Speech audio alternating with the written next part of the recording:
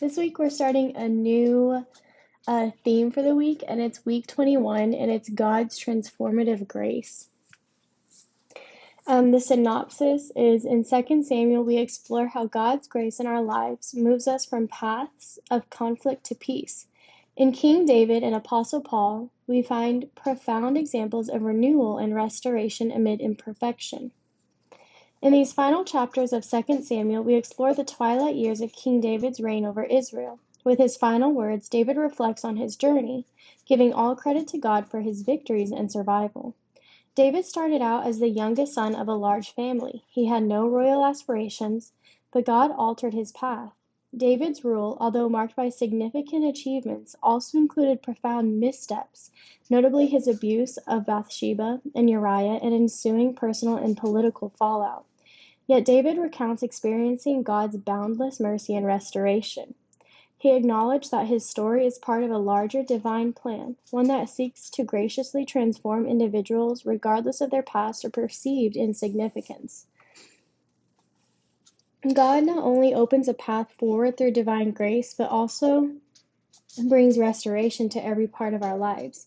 What we perceive as weakness or dead ends, whether it's a career setback, a strained relationship, or a personal struggle, God can transform into strengths and possibilities.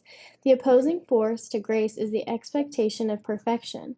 We strive for a standard we can never achieve on our own and feel overcome by shame when we fall short. But God doesn't write us off for mistakes and is infinitely patient with us in the process of restoration and redemption. No one is too far gone or too small to be part of God's divine plan, which manifests its wonders through even the most unexpected sources. If we think of God as a bridge builder, then God's grace is the bridge itself, sturdy and reliable, spanning the gap over the vast and seemingly uncrossable ravines in our lives. With God's grace as our bridge, no obstacle is too great, and there is always a way forward. The Bible is filled with stories reflecting God's transformative grace. The Apostle Paul, once the prosecutor known as Saul, speaks of his divine transformation thusly. 3 times I pleaded with the Lord to take my struggles away from me, but he said to me, "My grace is sufficient for you, for my power is made perfect in weakness." After immense and unexpected suffering, Job is restored to prosperity and joy. Amidst his ordeal, Job felt hopeless and forsaken, but he comes to understand that God was by his side all along. Job's restoration highlights that no purpose of God can be thwarted, teaching us that God's redemptive plan is often beyond our understanding. The ministry of Jesus, as recounted in the Gospel of Luke, likewise extends this vision of divine grace through healing the marginalized, loving his enemies, and eating and associating with so-called sinners. Jesus presents the profound paradigm shift of the gospel, moving us from strict adherence to the letter of the law to a spirit of love, forgiveness, and inclusion. In Jesus' example, we come to understand that God's grace not only bridges but also rebuilds. Grace is more than a mere second chance. It is a lifelong restorative process, turning every challenge into a testimony of faith and every individual story into a chapter of a grander narrative of salvation. Let us hold these truths close as we navigate our own valleys and peaks, knowing that with God, every end can be a new beginning. May we move forward with faith, trusting in the perfect architect of our lives. Amen. God, thank you for your grace, which transforms our weaknesses into strengths. Let us trust in you and rebuild and renew us and help us begin again. Amen. We're going to start with 2 Samuel 20 through 24. And that is in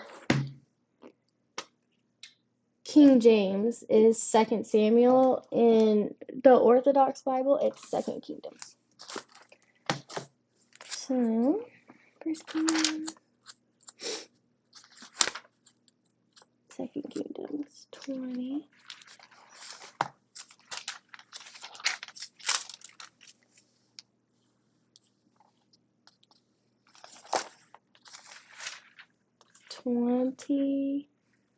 Through 24. And before we read 20, this is right after Absalom, David's son, tried to take over the kingdom, and he was not successful, and one of David's men actually killed his son, even though he was asked not to. So we're right after the end of that. So 20, rebellion of Sheba. There happened to be there a rebel whose name was Sheba, the son of Bichri, a Benjamite. And he blew a trumpet and said, We have no share in David, nor do we have inheritance in the son of Jesse. Every man to your tents, O Israel. So every man of Israel deserted David and followed Sheba, the son of Bichri. But the men of Judah, from the Jordan as far as Jerusalem, clung to their king. Now David entered his house at Jerusalem, and the king took the 10 women, his concubines, whom he had left to keep the house, and put them under guard and supported them, but did not go into them. So they were shut up to the day of their death, living in widowhood. And the king said to Amasa, Within 3 days call the men of Judah for me, and be present here yourself. So Amasa went to call for the men of Judah, but he delayed longer than the time set by David, who appointed him. And David said to Abishai, Now Sheba the son of Bichri will do us more harm than Absalom. Take your Lord's servants with you and pursue him, so that he does not fortify cities for himself and escape from our sight. So Joab's men with the Cherethites, the Pelethites, and all the mighty men went out after him. They went out of Jerusalem to pursue Sheba, the son of Bichri. When they reached the large stone in Gibeon, Amasa came before them. Now Joab was dressed in battle armor, and on it was a belt with sword fastened to its sheath at his hips.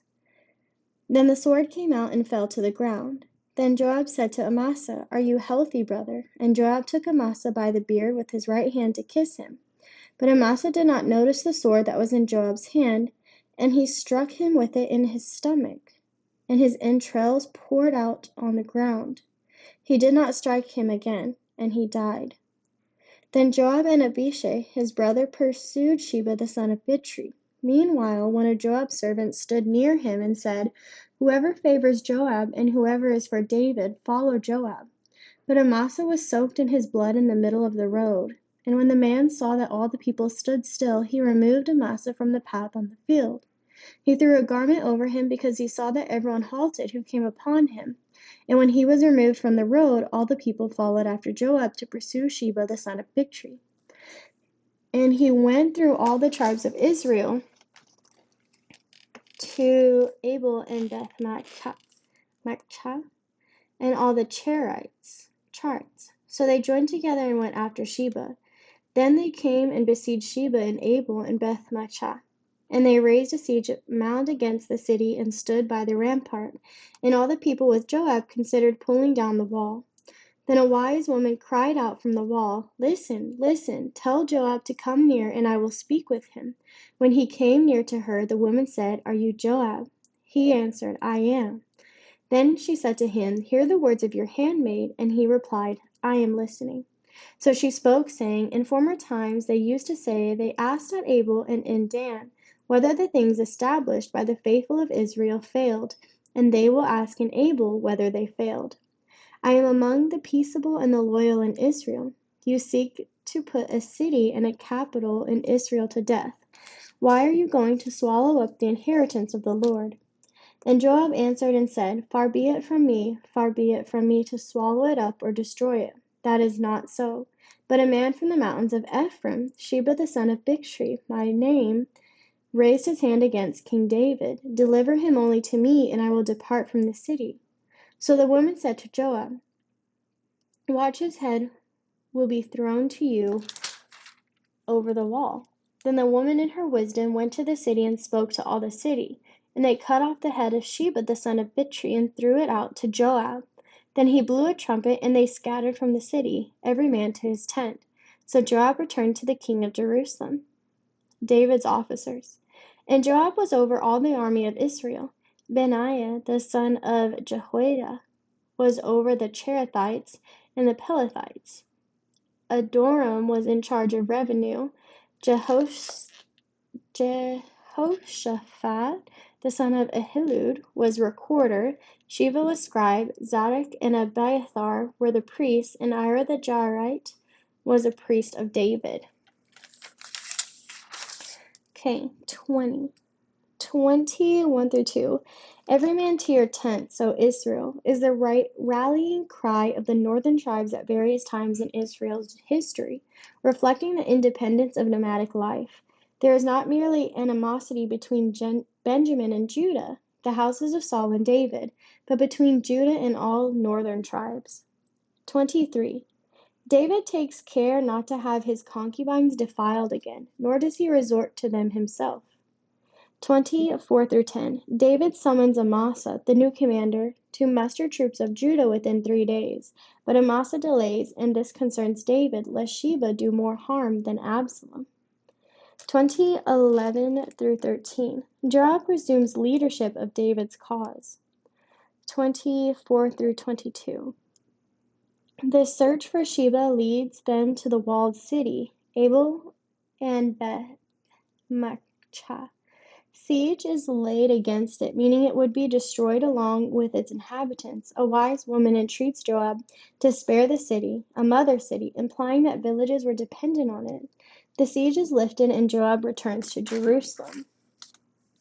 23 through 26. Officials in David's court. Adonram is also Adoniram under Solomon. Ira, possibly the Ithrite of 23, serves as David's private or personal priest. And now 21. The descendants of Saul are killed.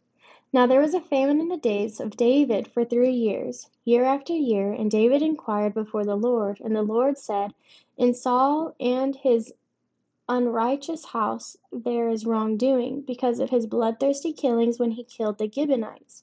So King David called the Gibeonites and spoke to them. Now the Gibeonites were not sons of Israel, but belonged to the remnant of the Amorites. The sons of Israel had sworn protection to them, but Saul had sought to kill them in his zeal for the sons of Israel and Judah. And David said to the Gibeonites, what shall I do for you, and with what shall I make atonement, so that you may bless the inheritance of the Lord? And the Gibeonites said to him, we will have no silver or gold from Saul or from his house, nor shall you kill any man of Israel for us. So he said, what do you want me to do for you? Then he answered the king, as for the man who consumed us and pursued us, who deceived us to destroy us, let us blot him out from remaining in any of the territories of Israel. Let 7 men of his descendants be delivered to us, and we will hang them in broad daylight before the Lord of Gibeah of Saul, whom the Lord chose. And the king said, I will give them. But the king spared Mephibosheth, the son of Jonathan, the son of Saul, because of the Lord's oath between David and Jonathan, the son of Saul.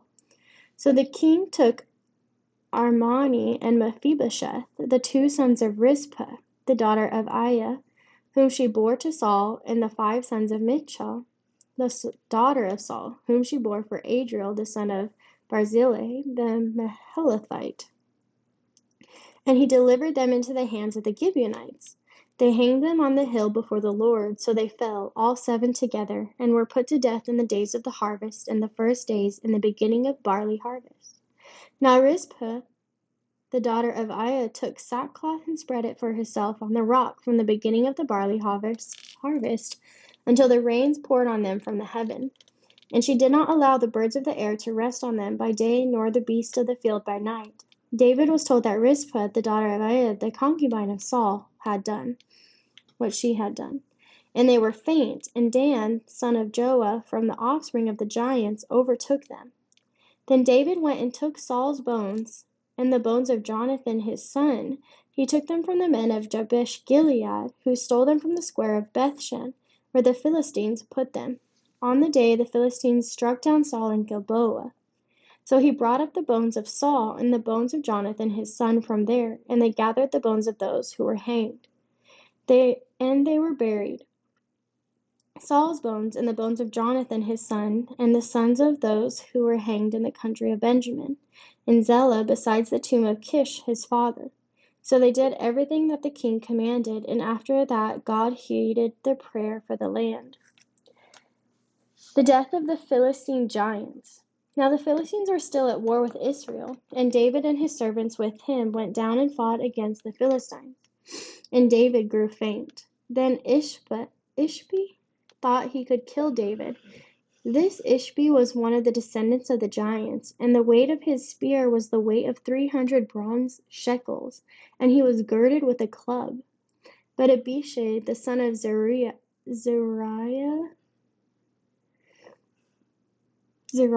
came to his aid and struck the Philistine and killed him. Then David's men swore to him, saying, "You shall no longer go out with us to battle, that you do not quench the lamp of Israel." Now after this there was another battle with the Philistines at Gath. Then Shebechai the Hushathite killed Saph, who was one of the descendants of the giants. And there was war at Gob, with the Philistines, where Elhanan the son of Jar-Orchim the Bethlehemite killed Goliath the Gittite, whose spear had a shaft like a weaver's beam. Yet again there was a battle at Gath, where there was a man of strife who had 6 fingers on each hand and 6 toes on each foot, 24 in number. He also was born to the giant, and he defied Israel, and Jonathan the son of Shemaiah, brother of David, killed him. These 4 were born as offspring of the giant in Gath, and they fell by the hand of David, by the hand of his servants. 21:1. There follow several accounts which are appendices, set at various times during David's reign. Together they comprise chapters 21 through 24. 21:1 through 14. The 3-year famine is interpreted as God's punishment, for Saul had violated an oath made to those in Gibeon. However, Saul's actions are unknown otherwise. The famine would have happened during the early part of David's reign. To eliminate the blood guilt, David allows for 7 of Saul's descendants to be hanged. He spares Jonathan's sons, Mephibosheth, instead delivering 2 of Saul's sons, one also named Mephibosheth, and 5 of his grandsons, sons of Mitchel. 21:15 through 22. Again, this is set in the early years of David's kingship, when he was still at war, perhaps either 5:18 through 21 or 5:22 through 26. Regarding giants, see Genesis 14:5. We're going to go check that out. Genesis 14:5. 12, 13, 14. 14:5. Now in the 14th year, Chedorlaomer and the kings with him came and cut down the giants in Ashtaroth, Karnaim, and strong nations with them, the Zuzim and Ham and Emin and Shaveh, Kerethaim.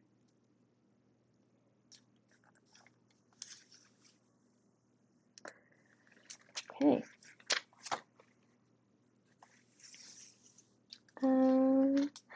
21.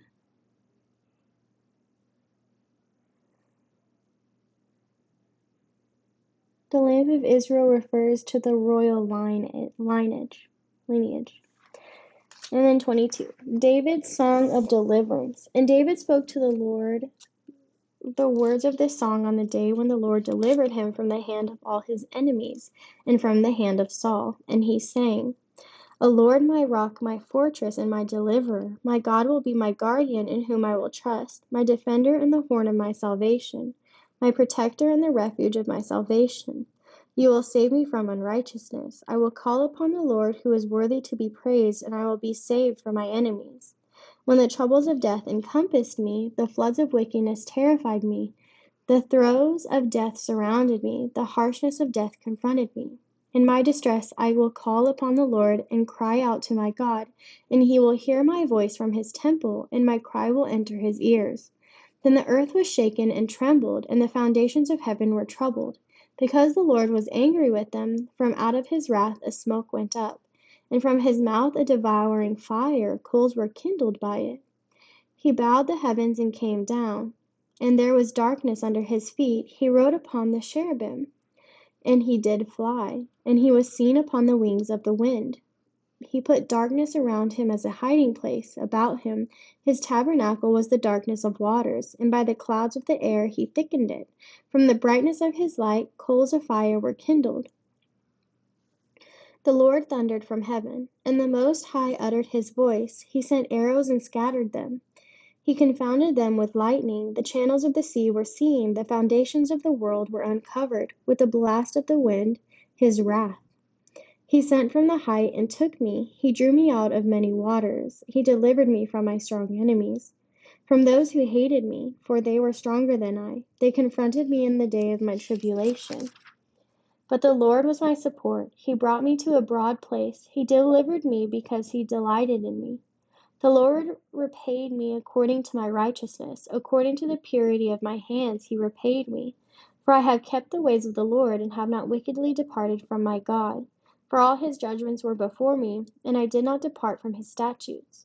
I will be blameless before him, and I will guard myself from the iniquity. And the Lord will recompense me according to my righteousness, according to the cleanness of my hands in his eyes. With the holy you will be holy, with the perfect man you will be perfect, with the chosen you will be the choice one, and with devious you will be shrewd. But you will save the needy people, but you will humble the eyes of the haughty. For you, O Lord, are my lamp.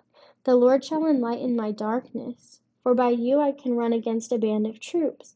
By my God I can leap over a wall. As for the mighty one, his way is blameless. The word of the Lord is strong, tried by fire. He is a defender to all who trust in him. Who is mighty except the Lord, and who will be the creator except our God? The mighty one who strengthens me with power, who has prepared my way blameless.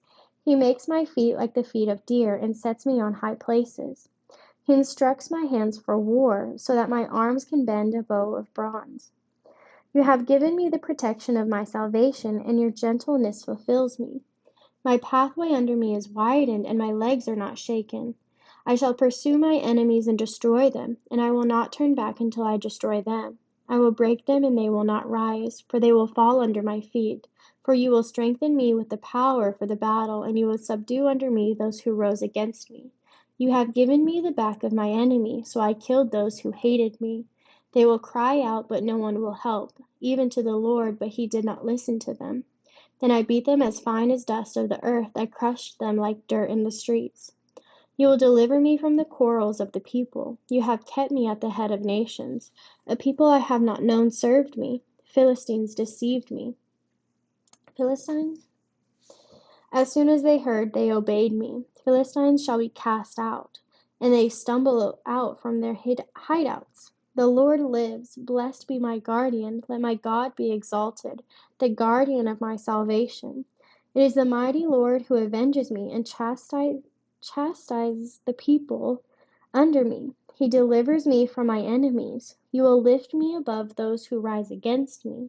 You will deliver me from the man of injustice. Therefore, O Lord, I will confess you to the Gentiles and sing praises to your name. He is the one who extols the salvation of his king and shows mercy to his anointed, to David and his seed forever. 22. There's only one note. 22, 1 through 5. Except for minor differences, this chapter is identical to Psalm 17. 23. David's last words. Now these are the last words of David. David the faithful one, the son of Jesse, the faithful man whom the Lord raised up, the anointed of the God of Jacob, the sweet psalmist of Israel. The Spirit of the Lord spoke by me, and his word was on my tongue. The God of Israel says, a guardian of Israel spoke a parable, saying, among men, how will you strengthen the fear of God? By God the sun may rise in the light of early morning. The early morning does not pass by without light. So after rain, new growth shows forth out of the earth. For my house is not so with the Mighty One, for he prepared an everlasting covenant with me, keeping it prepared for every time. For my entire salvation and my every desire is that the lawless may not in any way flourish. All of them are as thorns thrusting outward, for they cannot be taken by the hand, and a man will not labor among them, unless armed with iron and the shaft of a spear. And to their dishonor they shall be burned with fire. David's mighty men. The names of David's mighty men were first Jebosheth the Canaanite, chief among the three. The second was called Adino the Eznite. He drew his sword against 800 men at one time and killed them. And after him was Eliezer his cousin, the son of Zusistos, one of the three mighty men. And he was with David in Zeron when they defied the Philistines who were gathered there for battle. And the men of Israel had retreated. He rose and attacked the Philistines until his hand was weary and his hand struck the sword. The Lord brought out a great deliverance that day, and the people stayed behind him only to plunder. And after him was Shema, the son of Asa the Aruchite. The Philistines had gathered to Theria, where there was a part of the field full of lentils. Then the people fled from the Philistines, but he stationed himself in the middle of the field, defended it, and killed the Philistines. And the Lord brought out a great deliverance. Then 3 of the 30 chief men went down at harvest time and came to David in Cason, at the cave of Adullam. And the troop of Philistines encamped in the valley of Rephaim. At the time David was in the stronghold, and the garrison of the Philistines was then in Bethlehem. And David said with longing, "Who will give me a drink of water from the well of Bethlehem by the gate?" So the 3 mighty men broke through the camp of the Philistines, drew water from the well of the Bethlehem by the gate, and took it and brought it to David. Nevertheless he would not drink it, but poured it out to the Lord. And he said, "Far be it from me, Lord, to do this. Is this not the blood of the men who went in jeopardy of their lives so that I should drink?" Therefore he would not drink it. These are the things the 3 mighty men did. Now Abishai the brother of Joab, the son of Zeruiah, was chief of another 3. He lifted his spear against 300 men and won a name among these 3. Of the 3 was the most honored, therefore he became their captain. However, he did not attain the first 3. Benaiah was the son of Jehoiada, a man from Kabzeel, abundant in deeds. He had killed 2 lion-like heroes of Moab. He had also gone down and killed a lion in the midst of a pit in a snowy day. And he killed an Egyptian man, a handsome man. The Egyptian had a spear in his hand like the wood of a ladder, so he went down to him with a staff, snatched the spear from the Egyptian's hand, and killed him with his own spear. These things Benaiah the son of Jehoiada did, and he won a name among 3 mighty men, and he was the most honored of the 3, but he did not attain the first 3. And David appointed him as the reporter. And the names of King David's mighty men were Asahel, the brother of Joab, one of the 30, Elhanan the son of Dodo, David's uncle of Bethlehem, Shema the Harodite, Elika the Harodite, Helez the Paltite, Ira the son of Ikesh the Tekoite, Abiezer the Anatholite of the sons of Asophidos, Zalman the Ahohite, Maharai the Netophathite, Heleb the son of Bana the Netophathite, Ittai the son of Ribai from Gibeah, the son of Benjamin, Benaiah the Pirathonite, Hiddai from the brooks of Gash, Abiel the son of the Arbathite, Asmaveth the Barhumite, Eliab the Shalbonite of the sons of Jeshen, Jonathan, Shema the Harahite, Ahiam the son of Shar the Harahite, Harite. Harite.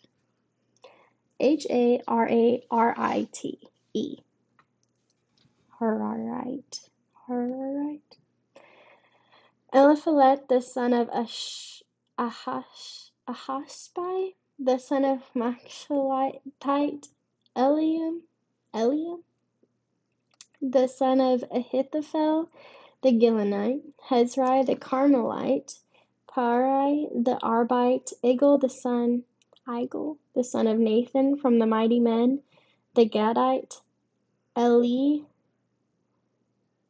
Eli, the Ammonite, Gelore, the Beerothite, the armor-bearer of Joab, the son of Zeruiah, Ira the Ithrite, Gareb the Ithrite, and Uriah the Hittite. These were 37 in all.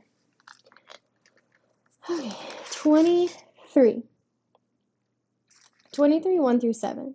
The theme is common to wisdom literature. The righteous prosper and the ungodly perish.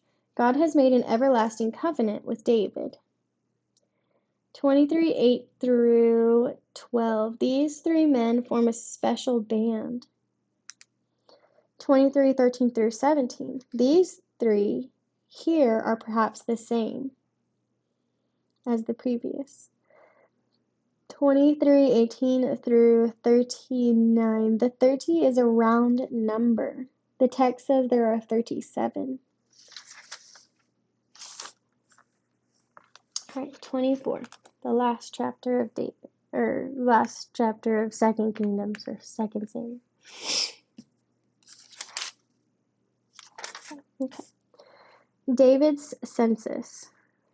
And the anger of the Lord was aroused against Israel, and he incited David against them, saying, Go number Israel and Judah. So the king said to Joab, the commander of the army who was with him, Go throughout all the tribes of Israel from Dan to Beersheba, and inspect the people so that I may know the number of the people. And Joab said to the king, May the Lord your God add to the people the same number again and 100 times more, and may the eyes of the Lord the king see it. But why does my lord the king desire this thing? Nevertheless, the king's word prevailed against Joab, against the captains of the army. Therefore Joab and the captains of the army went out before the king to inspect the people of Israel, and they crossed the Jordan and encamped at Ar on the right side of the city, in the midst of the ravine of Gad and Eliezer. And then they came to Gilead and to the land of Thabason, which in Hoshea they came to Dan, Jan, and Hudon, and around to Sidon. And they came to Mapsar of Tyre, and all the cities of the Hivites and the Canaanites, and they went to the south Judah as far as Beersheba. So when they had gone through the whole land, they came to Jerusalem at the end of 9 months and 20 days. Then Joab gave the sum of the king of the inspection of the people to the king, and there were 800,000 valiant men in Israel who drew the sword, and the men of Judah were 500,000 men of war. A judgment restrained. And David's heart condemned him after he had numbered the people. So David said to the Lord, I sinned greatly in what I did, but now I pray, O Lord, take away the iniquity of your servant, for I have done very foolishly. Now when David arose in the morning, the word of the Lord came to the prophet Gad, David's seer, saying, Go and tell David, thus says the Lord, I offer you 3 things. Choose one of them for yourself, and I will do it to you. So Gad came to David and told him, and he said to him, Choose for yourself what it is to come to pass. Shall 3 years of famine come to you in your land, or shall you flee for 3 months before your enemies while they pursue you? Or shall there be 3 days of death in your land? Now consider and see what answer I should take back to him who sent me the word. And David said to Gad, I am in great distress. Therefore I shall fall into the hands of the Lord, for the multitude of his compassion is great. Do not let me fall into the hand of man. And David chose for himself the death he spoke. So in the days of the wheat harvest, the Lord sent death upon Israel from the morning until noon, and destruction came upon the people. From Dan to Beersheba, 70,000 men of the people died. And when the angel stretched out his hand over Jerusalem and destroyed it, the The Lord relented from the destruction and said to the angel who was destroying the people, "It is enough. Now restrain your hand." And the angel of the Lord was by the threshing floor of Ornah the Jebusite. Then David spoke to the Lord when he saw the angel who was striking the people. And he said, "I am the shepherd, and I have done wickedly. But these sheep, what have they done? Let your hand, I pray, be against me and against my father's house." An altar to the Lord. And Gad came to David that day and said to him, "Go up and erect an altar to the Lord on the threshing floor of Ornah the Jebusite." So David went up according to the word of Gad, as the Lord commanded. Now Ornah looked and saw the king and his servants coming toward him. So Ornah went out and bowed before the king with his face to the ground. Then Ornah said, "Why has my lord the king come to this servant?" And David said, "To buy the threshing floor from you to build an altar to the Lord, so the plague may be withdrawn from the people." Now Ornah said to David, "Let my lord the king take and offer up whatever seems good to him to the Lord. Look, here are oxen for burnt sacrifice, and threshing implements, and the yokes of the oxen for wood." Ornah gave all these things to the king, and Ornah said to the king, "May the Lord your God bless you." Then the king said to Ornah, "No, but I will surely buy it from you for a price. I will not offer burnt offerings to the Lord my God with something that costs me nothing." So David bought the threshing floor and the oxen for 50 shekels of silver. And David built an altar there to the Lord and offered burnt offerings and peace offerings. And Solomon later made a large offering upon the altar, for a small one was made first. So the Lord heeded the prayers for the land, and the plague was withdrawn from Israel. 24, 1 through 9. Despite the protestations of Joab, David decides to take a census of the people. According to the narrator, the Lord has incited David to do this. However, in 1 Chronicles 21:1, it is Satan who has done this. Certainly the Lord can use the devil to do his bidding. Joab might be concerned about using a census to levy taxes on people. 24:10 through 17. Gad the prophet gives David a choice of one of 3 penalties for taking the census: 3 years of famine, 3 months of flight from enemies, or 3 days of death in the land. David chooses the third, and a plague afflicts Israel from Dan to Beersheba. As a point of the destruction of Jerusalem, God says enough. David beseeches the angel to afflict him and his father's house, but not his sheep, the flock of Israel. 24:18 through 25. Gad instructs David to set up an altar and offer sacrifice. The purchase of the threshing floor of Ornah the Jebusite and the oxen begins the offering of sacrifices in Jerusalem. The story is intended to reflect the origin of sacrifices there. Solomon later will use the threshing floor as the site for his temple. David's court history is concluded in chapters 1, 2, and 3 of Kingdoms. And that was the end of 2 Kingdoms, or 2 Samuel.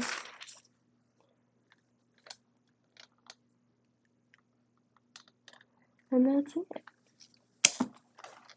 And tomorrow we'll read 2 Corinthians 11 through 13. So